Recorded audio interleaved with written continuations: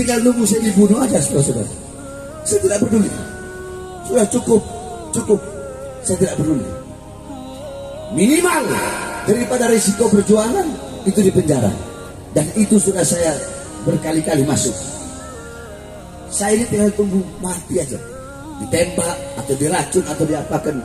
Saya tawakal kepada Allah. Tetapi jangankan hanya di penjara, saudara-saudara. Kamu pikir saya bakal kapok? Tidak. Bahar bin Smith tidak akan pernah kapok untuk menyuarakan kebenaran.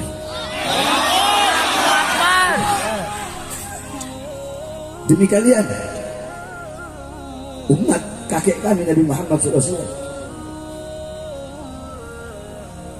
demi rakyat Indonesia, apapun agamanya, Kristen mau Buddha mau Hindu, apapun sukunya, apapun warna kulitnya, untuk rakyat Indonesia, untuk bangsa, untuk merah putih, untuk kedaulatan Indonesia. Jangankan cuma di penjara, demi Allah, nyawa, jiwa, dan darah Bahar bin Smith murah untuk ditumpahkan. Subhanallah walhamdulillah wa la ilaha illallah. Bahar berjuang, semua yang keras kopar. Bahar berjuang,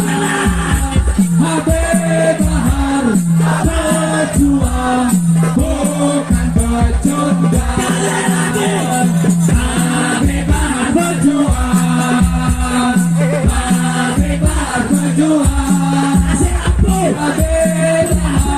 Bahar berjuang, bukan pecundang. Bahar berjuang, Bahar berjuang.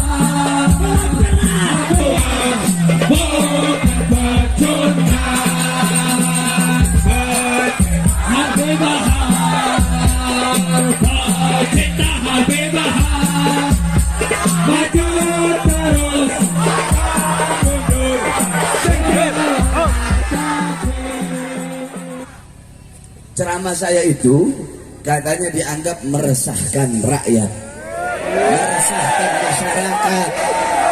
Saya tanya yang ada di sini, kalian semua rakyat apa bukan?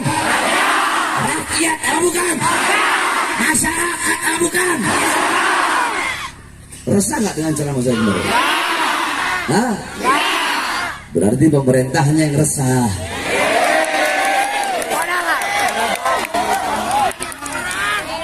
Kan udah saya bilang, mulut saya ini kayak alkohol. Mulut saya kayak alkohol.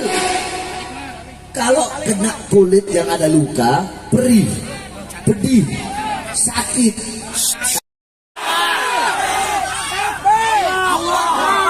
Saudara-saudara, untuk apa saya ngambil resiko? Untuk apa? Saya tahu resikonya pasti di penjara. Kemarin ketika keluar, bisa aja saya nggak usah ceramah. Enak kok udah keluar, udah bebas. Siapa saya mau di penjara? Saya udah tahu kalau saya ceramah pasti saya bakal dimasukkan lagi. Bukan enggak, tapi saya ambil risiko itu. Kenapa? Demi bangsa, demi membela rakyat, demi membela masyarakat. Gak apa-apa saya di penjara lagi, saudara-saudara.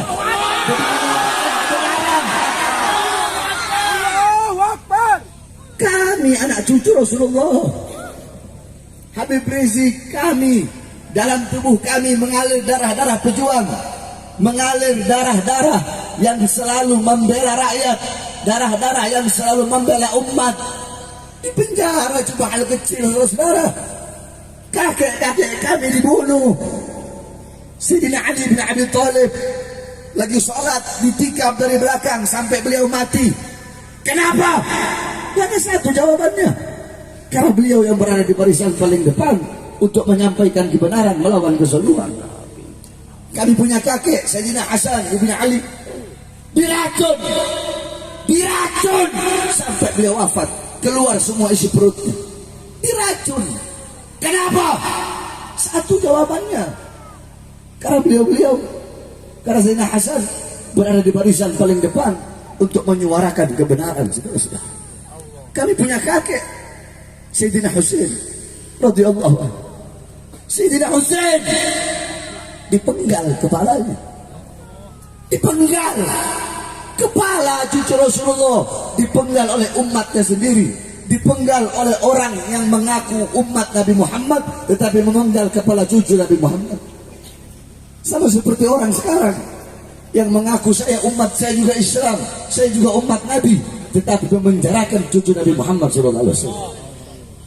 Makanya waktu di Nusa Kambangan kemarin, ketika itu saya diborgol, tangan saya diborgol, perut saya diborgol, kaki saya diborgol, 3 borgol.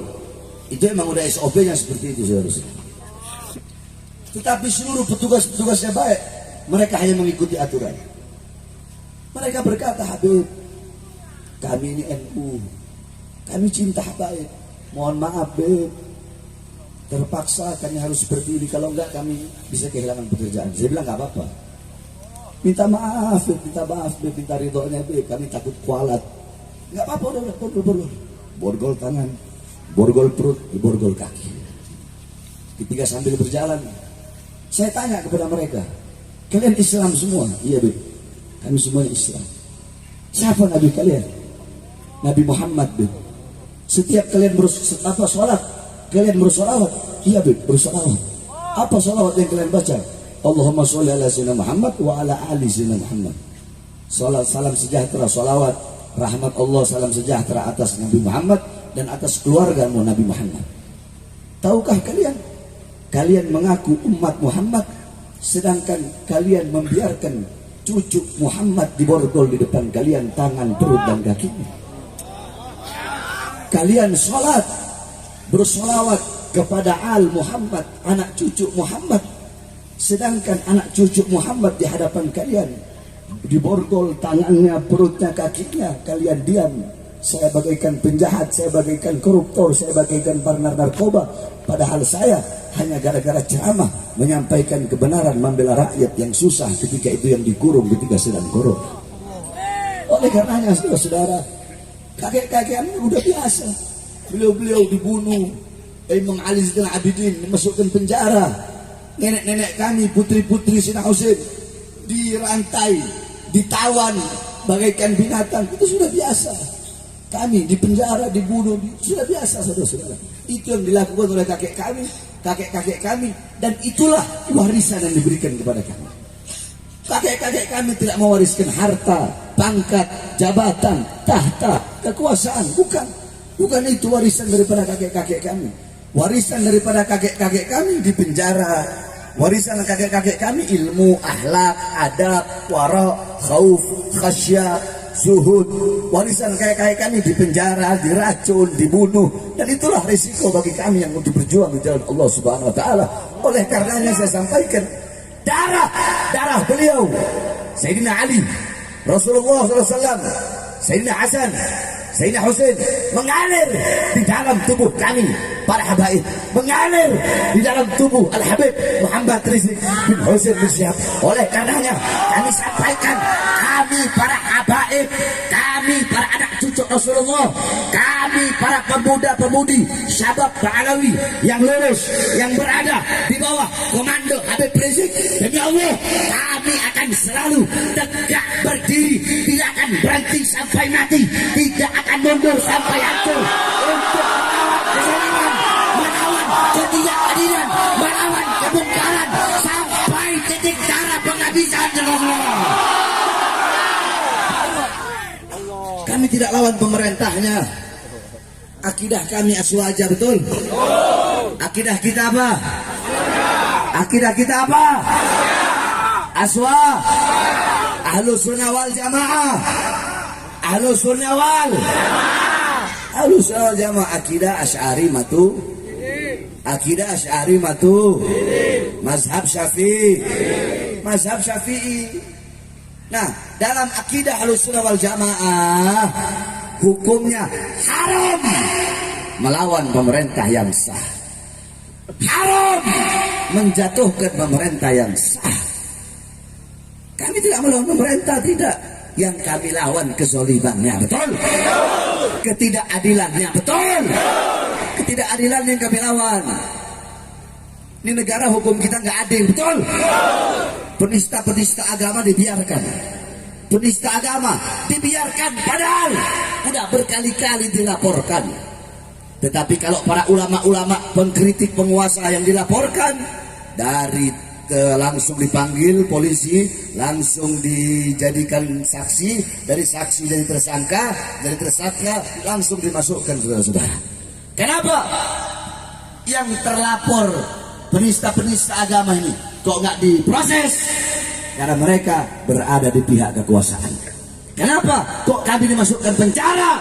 Jawabannya satu, karena kami tidak bisa disuap, kami tidak bisa disogok, kami tidak bisa dibeli, saudara-saudara. Kami tidak akan menjual kehormatan darah suci Rasulullah SAW hanya demi kehinaan-kehinaan duniawi atau pangkat jabatan, tahta dan kekuasaan. Tidak, saudara-saudara.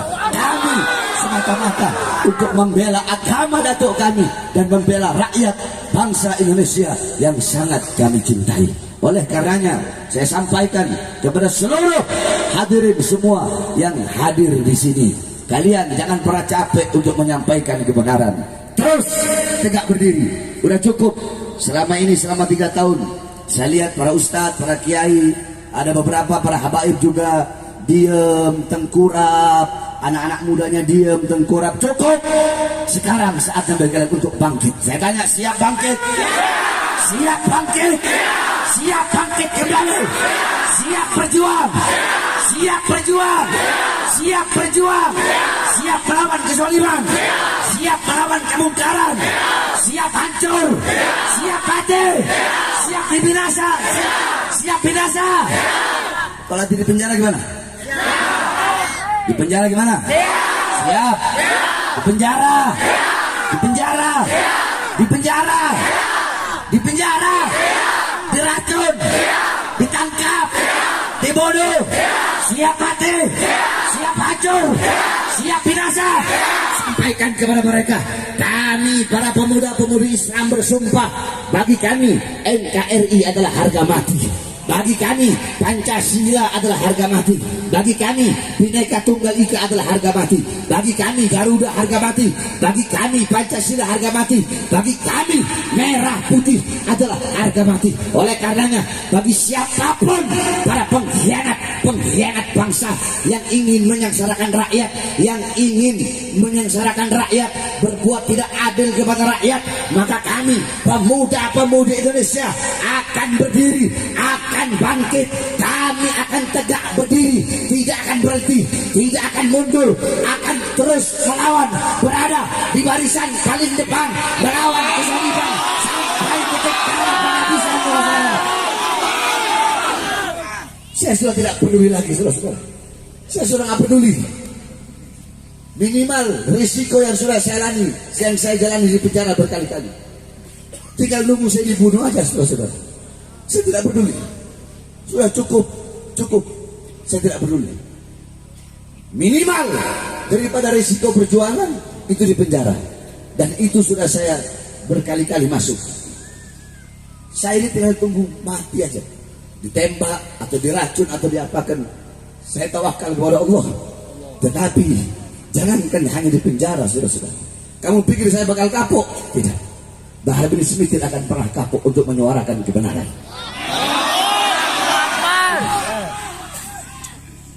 Demi kalian, umat kakek kami Nabi Muhammad SAW,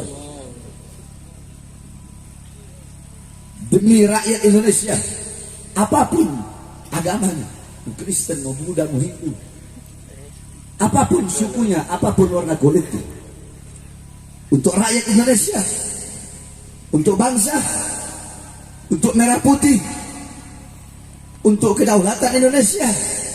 Jangankan cuma di penjara, demi Allah, nyawa, jiwa, dan darah Bahar bin Smith murah untuk ditumpahkan. Murah nyawa saya, jiwa saya, darah saya hilang atau tumpah. Murah demi umat Islam, murah demi rakyat Indonesia, apapun agama dan sukunya serta bangsanya, saudara-saudara. Oleh karenanya saya wasiatkan kepada seluruh hadirin yang ada di sini. Cukup sudah selama ini kalian tertidur, sampaikan kebenaran. Betul? Jangan pernah capek. Kebenaran itu bagaikan matahari yang akan selalu bersinar walaupun di hadapan orang-orang yang buta. Jangan pernah takut kepada siapapun. Tanamkan dalam hatimu rasa takut kepada Allah, maka akan Allah tanamkan dalam hati-hati makhluk rasa takut kepadamu, saudara-saudara. Oleh karenanya kita doakan, mudah-mudahan pemerintah kita menjadi pemerintah yang baik, menjadi pemerintah yang adil, menjadi pemerintah yang bisa mensejahterakan rakyat, pemerintah yang memakmurkan rakyat, pemerintah yang berdiri sendiri, pemerintah yang tidak tunduk dan tidak patuh kepada para cukong-cukong dan kepada para asing-asing, pemerintah yang berwibawa, berdiri sendiri dan bisa mengelola kekayaan alamnya sendiri sehingga lebih mensejahterakan dan memakmurkan rakyat. Amin, amin ya rabbal alamin. Terakhir kita doakan saudara-saudara kita yang berada di Semeru yang sedang dilanda bencana, yaitu gunung yang meletus. Mudah-mudahan saudara-saudara kita di sana yang wafat, mudah-mudahan Allah terima amal ibadahnya. Amin. Yang mengalami luka-luka, mudah-mudahan Allah segera sembuhkan. Amin.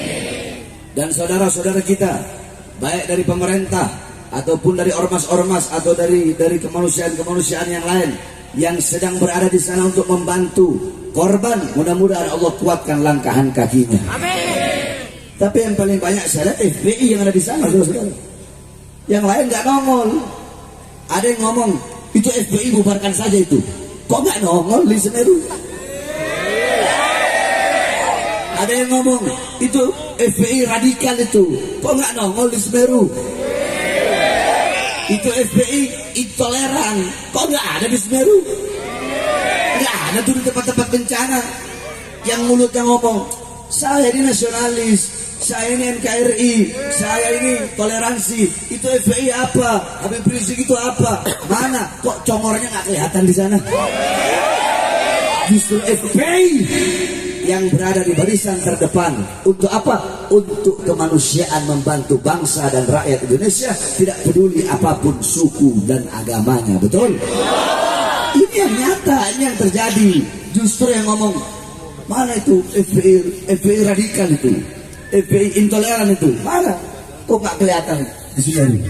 Nggak kelihatan congornya. Mana yang kemarin nurunin balehonya Habib Rizik?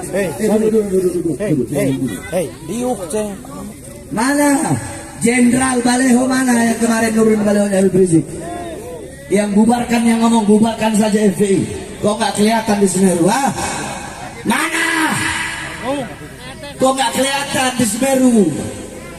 Kok para FPI yang ada di sana? Kok nggak ada poster dia di sana? Yang ada kok baleho-baleho Habib Rizik yang ada di Semeru, kemanusiaan, bantu masyarakat. Betul? Makanya mudah-mudahan Allah jadikan negara kita negara yang makmur, negara yang sejahtera, aman, tentram. Dan andaikan kalau ada yang ingin mengkhianati ini bangsa, semoga Allah hancurkan. Ada yang ingin merusak ini bangsa, mudah-mudahan Allah hancurkan. OPM dibilang saudara, duduk. Giliran sama ormas Islam galak. Wah, apa itu ya? Sama OPM yang jelas-jelas teroris, separatis, itu saudara kita. Harus dirangkul. Mereka saudara kita, harus dirangkul. Kemarin Mahfud MD langsung ngomong depan dia, OPM bukan saudara kita.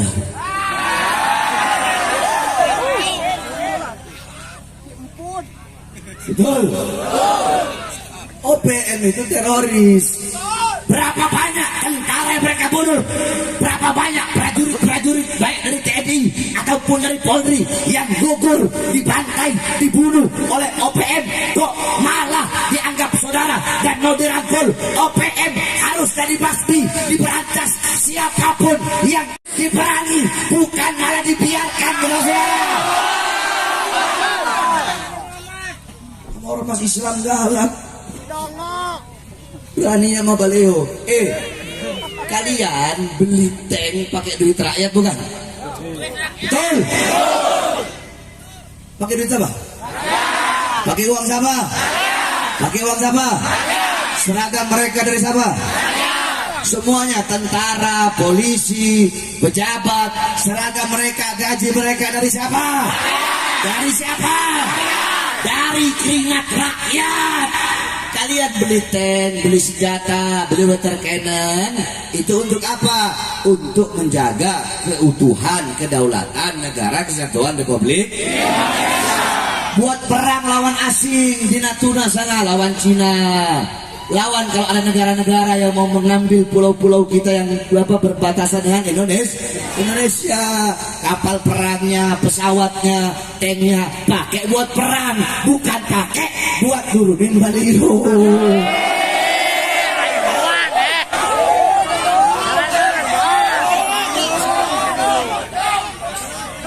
Betul. Udah gitu pakai ngomong lagi. Saya kalau berdoa nggak pakai bahasa Arab. Karena Tuhan bukan orang Arab.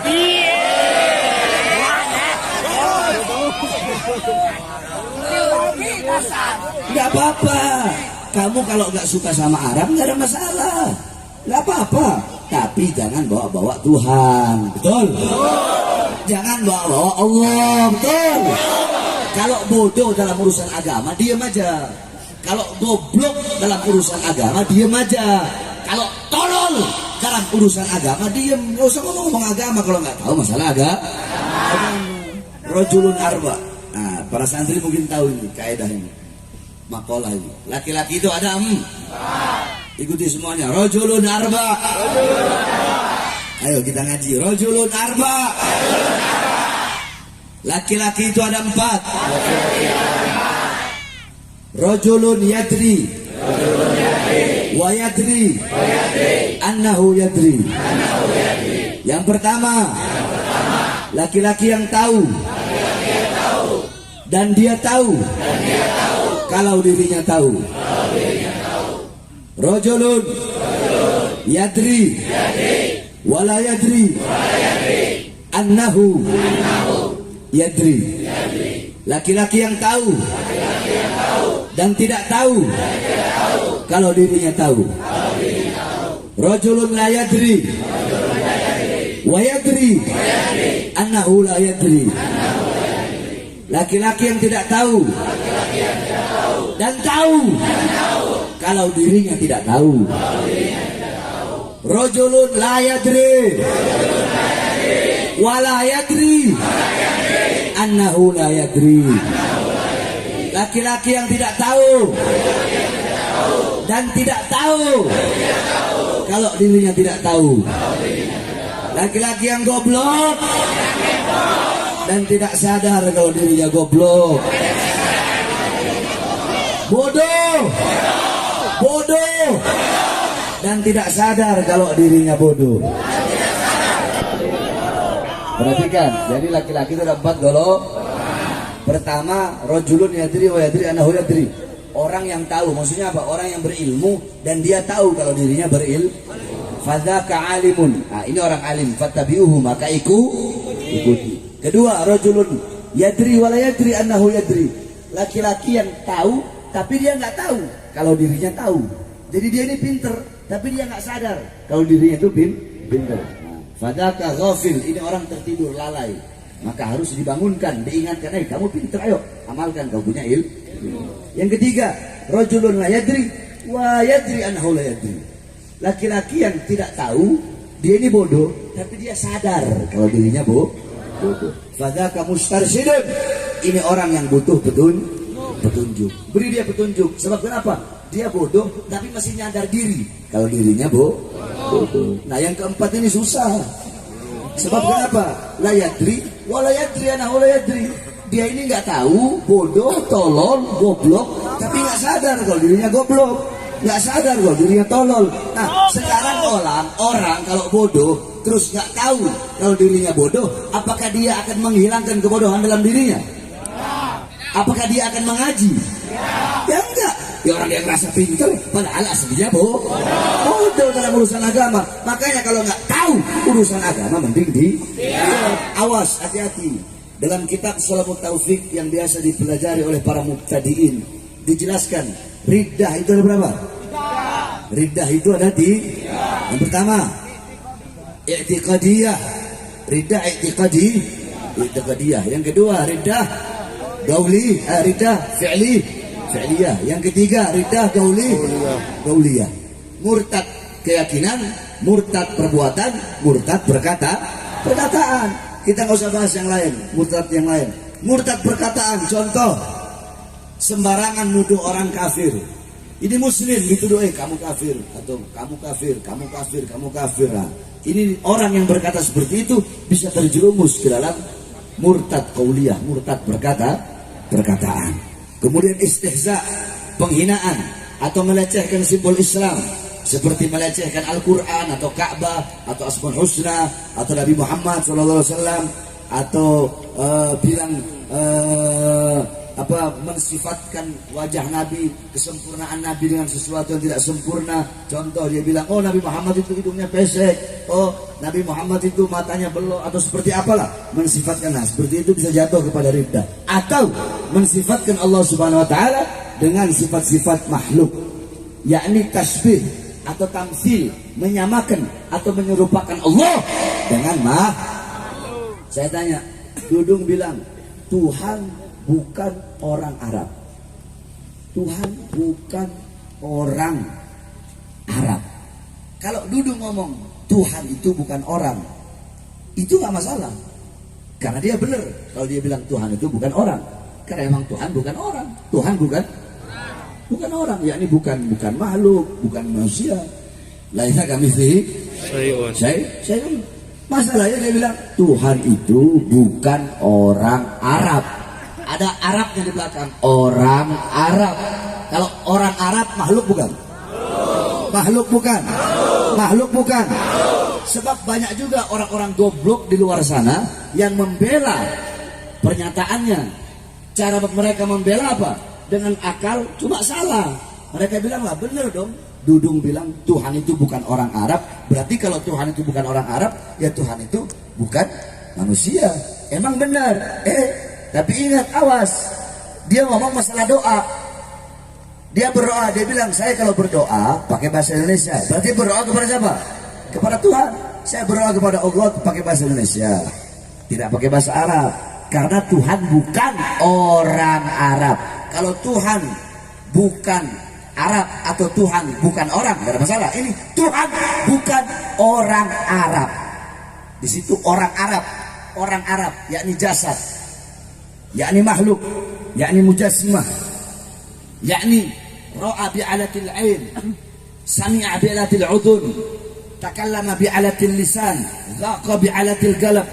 Namanya orang itu kan melihat dengan alat mendengar dengan alat teli, menyentuh dengan alat berjalan, masya bi'alatil yad, berjalan dengan alat kaki, merasa dengan alat hati.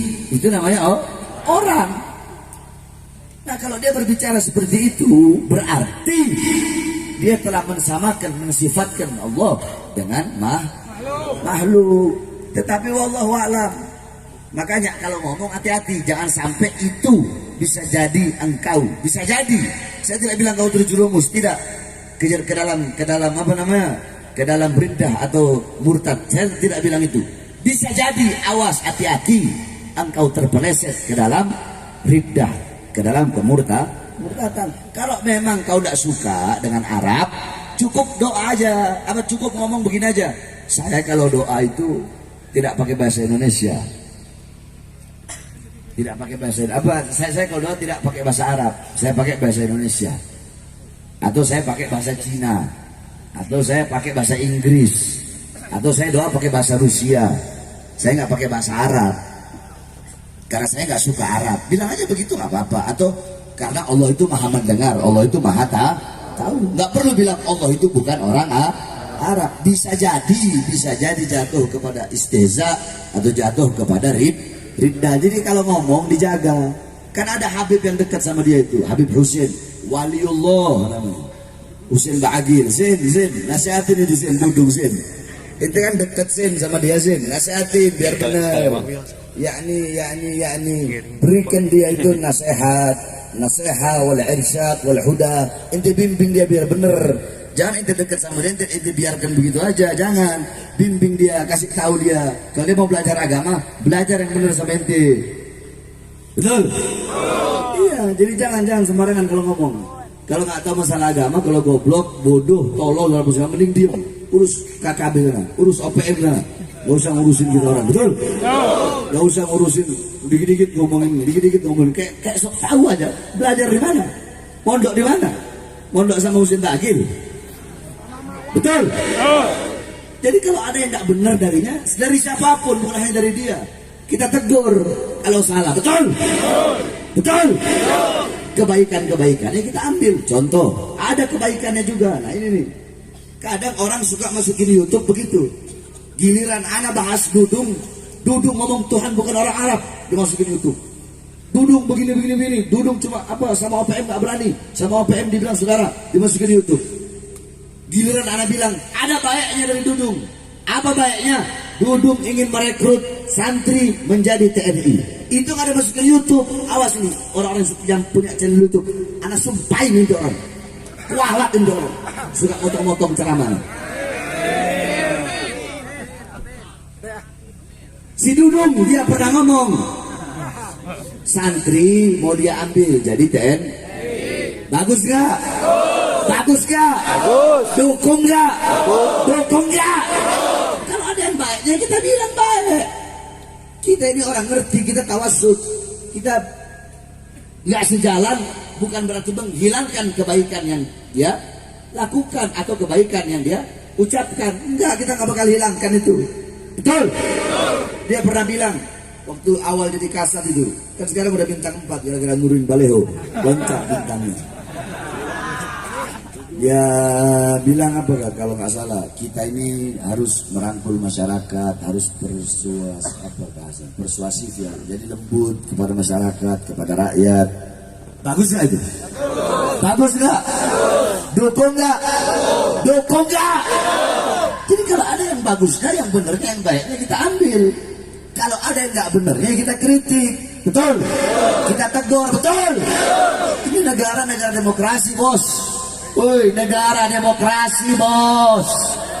Kalau nggak mau dikritik jangan jadi pejabat, betul? Kalau nggak mau dikritik jangan jadi pemerintah. Jadi rakyat biasa seperti kita, betul? Karena kami rakyat Indonesia adalah ibu daripada presiden, ibu daripada TNI, ibu daripada polisi. Makanya anak-anak jangan durhaka dengan kami, ibu kalian, yaitu rakyat Indonesia, betul? Mudah-mudahan Allah kasih hidayah. Amin ya rabbal alamin. Nah, Beb, kok bisa sebab ada musibah? Kok bisa sebab ada bencana di Semeru? Yang terakhir, kok bisa ada musibah? Kok bisa ada bencana? Saudara-saudara, Rasulullah satu waktu di atas gunung ketika gempa bumi, beliau pegang begini itu tanah. Beliau pegang begini, belum saatnya. Tiba-tiba berhenti itu zilzal, gempa bumi. Kemudian beliau bilang, maksiat apa yang telah kalian lakukan kepada para sahabat? Dosa apa yang telah kalian lakukan sehingga Allah berikan musibah ini kepada kita? Itu Rasulullah.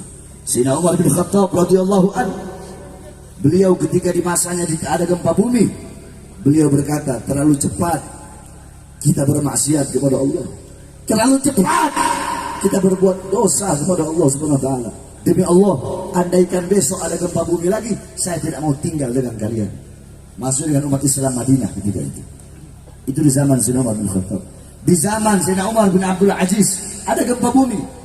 Ketika gempa bumi, beliau menyurati para gubernur-gubernur, semua gubernur beliau kasih surat dan beliau katakan, wahai para gubernur-gubernur, bertaubatlah kalian kepada Allah dan sedekahkan harta kalian di jalan Allah, karena mungkin kalian terlalu banyak berbuat dosa sehingga menjadi sebab turunnya musibah dan bencana. Itu di zaman Sayyidina Umar bin Abdul Aziz.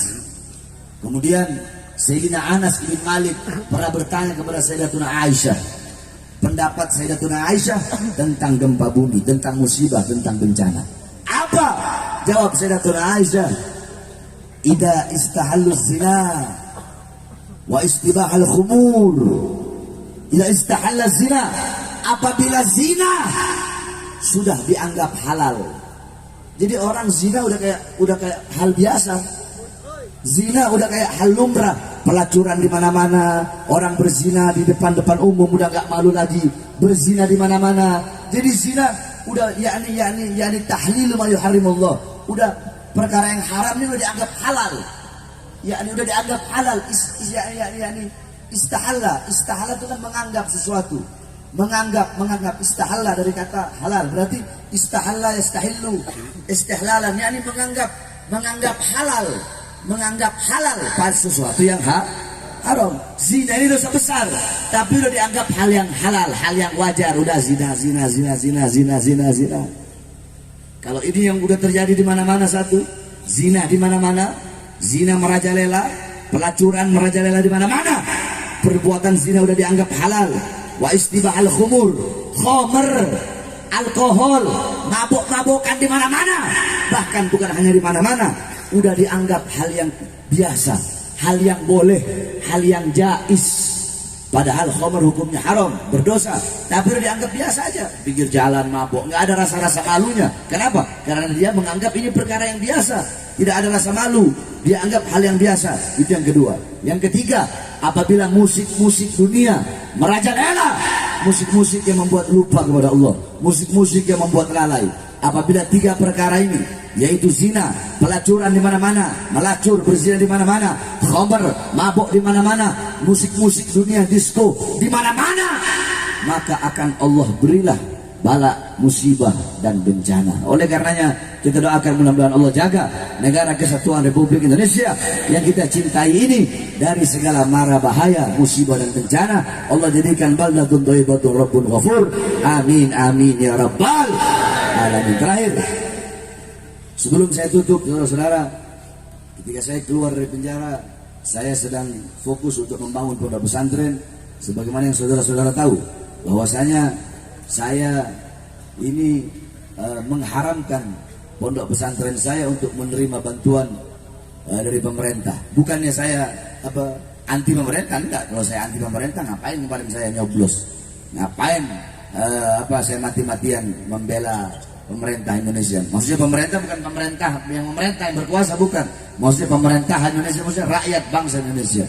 Tetapi ikhtiar, hati-hati, kehati-hatian. Karena datuk-datuk kami mengajarkan seperti itu, ikhtiar, berhati-hati. Kami tidak mau nanti ntar kayak ustadz-ustadz lain, kayak kiai-kiai lain, kayak habib-habib lain. Ustadz, kiai, habib, itu salah, kenapa nggak ditegur? Nggak enak menegur. Kemarin pondok pesantren habis dikasih semen 2000 sak. Nggak enak menegur. Kemarin anak habis dikasih Pajero. Nggak enak menegur. Kemarin habis dikasih amplop. Nah, makanya untuk menjaga itu tidak. Ana Bahar bin Smith tidak menerima uang dari pemerintah dan pondok kami tidak menerima uang dari pemerintah. Oleh karenanya kami harapkan dari saudara-saudara sekalian untuk mengeluarkan harta dari jalan Allah Subhanahu wa taala. Tidak ada harta yang bisa menyelamatkan engkau di jalan Allah. Tidak ada harta yang bisa menyelamatkan engkau di akhirat kecuali harta yang engkau keluarkan di jalan Allah Subhanahu wa taala.